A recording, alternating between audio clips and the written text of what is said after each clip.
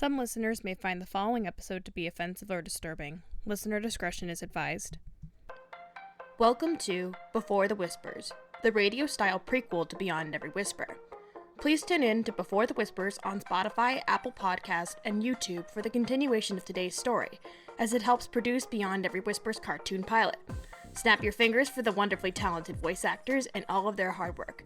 And lastly, thank you for tuning in. Episode 5. The Slippery Slope. The siblings had gone back to their home outside of the forest per Genevieve's suggestion. Despite having just met her, Martha only knew she'd act concerned when there was a necessity. When the siblings returned, they all immediately went to bed as exhaustion from the last day or so hit heavier than a freight train. Rue, Emily, and Ian all seemingly passed out no problem, but Martha found sleep a battle she was losing. This, of course, was a given considering her thoughts ran wild over what she had witnessed when she was separated from the group. Chasing her concerns all night had then led to little sleep. When Martha finally waved her white flag and arose to start her day, the grogginess was ever present. She proceeded into the kitchen to get her regular cup of coffee, peering out the window as it brewed.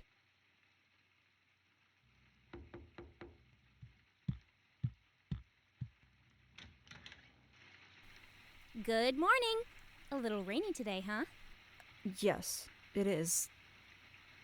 But how did you figure out where we lived? Simple. You're the first house as we get out of the forest. Oh, that's right. Are you the only one awake? Last I knew, yes. Would you like to come inside? Oh, yes. I would like that. What a beautiful home. Yeah. We try really hard to keep it clean. Our parents work a lot. Yeah, I was about to ask. So, did you find anything interesting when you went off yesterday? I saw a couple birds. Fun. There's a Genevieve in our midst. I have come to bring you all to the forest. Figured as such. Whenever you're ready, we can go. So, you four sleep well? Yeah, I did anyway. I didn't. For some reason, I haven't been sleeping well at all lately. It's almost as if my internal clock is messed up. I couldn't sleep until almost 3 in the morning. Yeah, that's what happens when you go in and out of the forest as frequently as you guys. Hey, Genevieve. I was thinking about this last night when I myself couldn't sleep. In addition to manifestation, are empathetic abilities and hyper-awareness also something Berkano has influence over? Can you elaborate? Like, I can feel when someone experiences a certain emotion, but I somehow know it's not me feeling that way. I can also tell without any other senses that someone is in close proximity. Like before you even knocked on the door this morning, I knew someone was there without any other indication. Interesting. I suppose it's not out of the realm of possibilities. Have any of you three experienced this? Not that I can note. Definitely once or twice on the close proximity thing, but I don't know about the empath stuff. Even if I did, it's so hard for me to tell if it's what I feel like or if it's someone else. I was about to say no, but what is this? What's wrong, Rue? I don't feel it. 2, 3, 4, 5, 6, 7. 7. Somebody is watching us.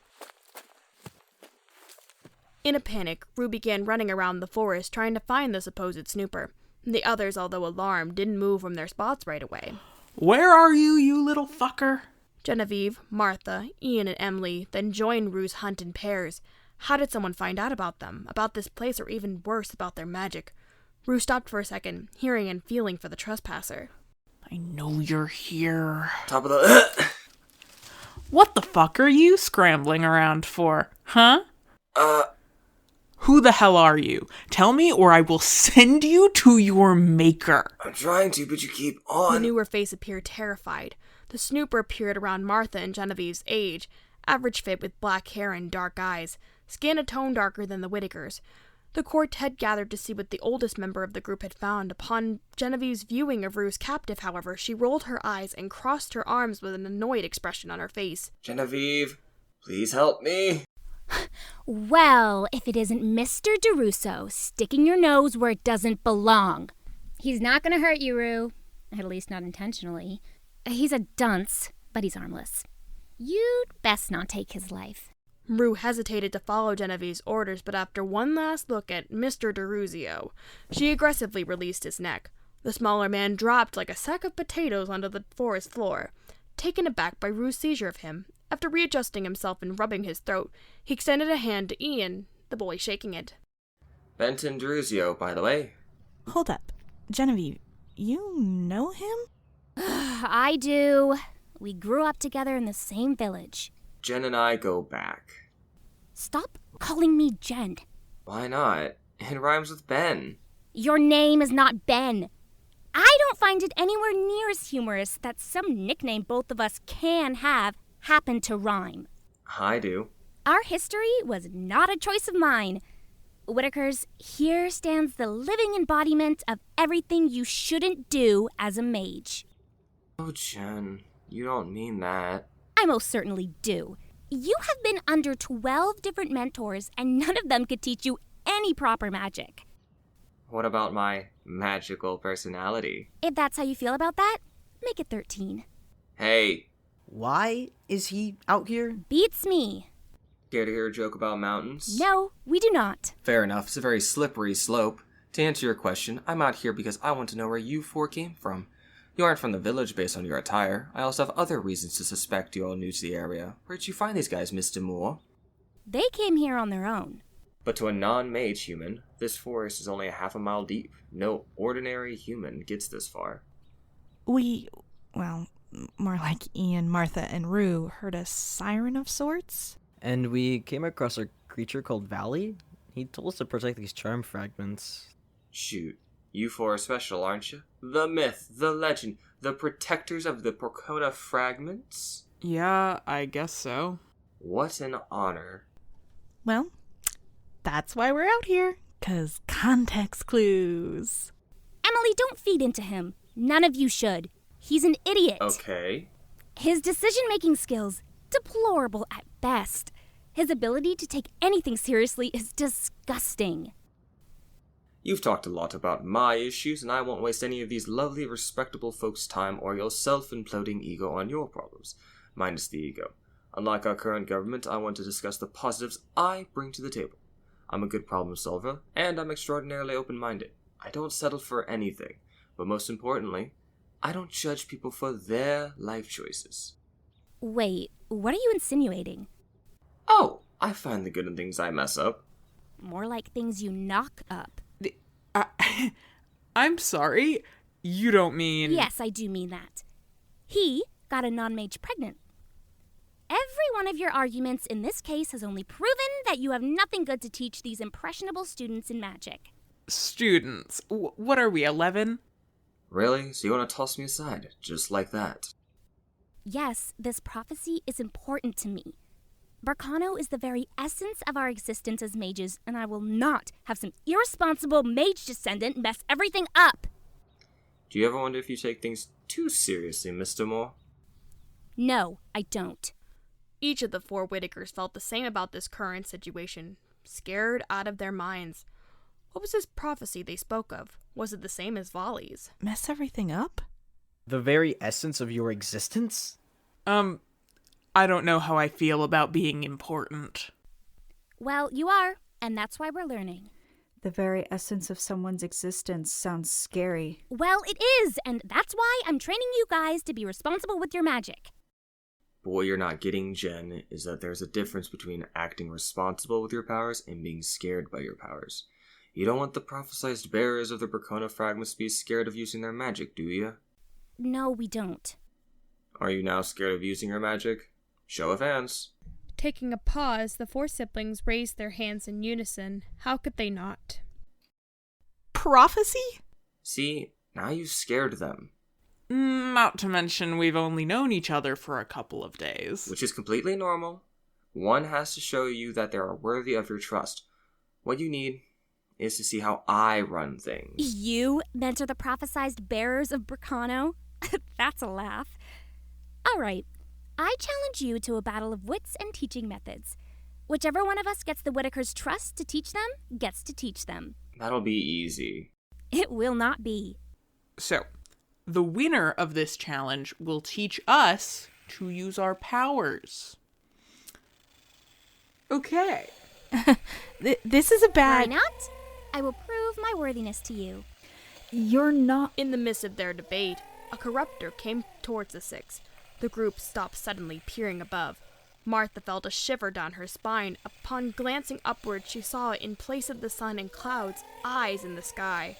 Without warning, a giant eyeball came tumbling to the ground, narrowly missing Ian. It grew spider-like legs, and its pupils split open, acting as a mouth. That's a corruptor. Let's settle this, shall we? Gladly. Rue had again found one of the boundaries of the force field, the corruptor's form.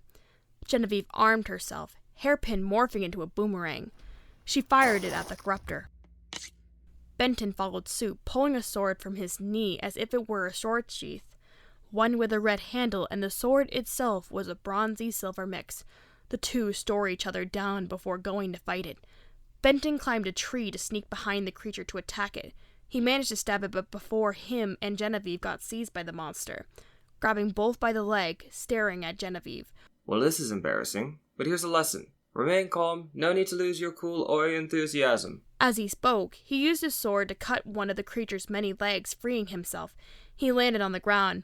Benton jumped back onto his feet as Genevieve accomplished the same feat with her own weapon. It keeps regenerating limbs. Where's the weak spot? It's on the top of her head, genius. It was an inner question. I was deducing that. The other lesson is, don't take forever to deduce your situation. It's dangerous. Hey, neither of their weapons can reach that. What will they do? It's not what they do. Huh? I'll just have to show you. Rue took action right away. Her charm glowed, and from it formed a cranberry-colored bow and arrow, which she aimed at the top of the corruptor's head. Her first shot missed the creature. However, her second shot hit it, the attack distracting it. Rue's action had also gained the attention of Benton and Genevieve. What the hell? How did you do that? It wasn't me. The group watched in amazement as with one more shot, Rue took down the corruptor, the force field disintegrating around the group. Emily, Ian, and Martha ran to her, stars in their eyes. Benton and Genevieve, however, stood back, stuttering and mouths agape in bewilderment. Woohoo! You did it, Rue! Did. She took down a witch with 3 shots. Wow. I get what you mean now. If the two of you would shut the fuck up and listen to us, you would know that neither one of you can teach us how to use Bracano. That's what we were driving at. But somebody has to show you. Yeah, because 2 people who have never known any of the meaning of Bracano could teach someone new how to use the most intense and powerful magic that no mage can possess. Makes sense to me? But you shouldn't do it alone. We never said we wanted to. We need to have different perspectives and knowledge of the woods. And also someone who's been in our shoes at one point or another. Being in the stage where you think you're so strong, you'll never be able to control it. What we're basically saying is we need moron support, which both of you can provide splendidly. I can dance to the beat of that drum. That's fair. So, we can stop fighting and try and get along? It can be an effort. Can't promise we won't fight. Good. Now I want to go home. Then we will escort you out. Debate concluded and another corruptor defeated, sparing doom to the forest. The Whitakers, Genevieve, and Benton headed to the exit of the forest once again. Thank you for tuning in to the Before the Whispers audio series Season 1. Before the Whispers was created, produced, and written by Mary White. Voices by Mary White, Elise Roseman, Malak Zainadine, Ethan from Hella Films RP, Kat Mason, Anna Stein, and Jace is DM. Music is Code Warriors Heston Mims by Muno. Finally, we want to thank every one of you for all of your support as we have officially reached 1 year of active production. That's right, episode 1 came out last year in June.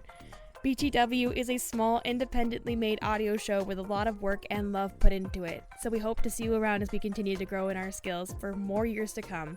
This is Mary White saying goodbye.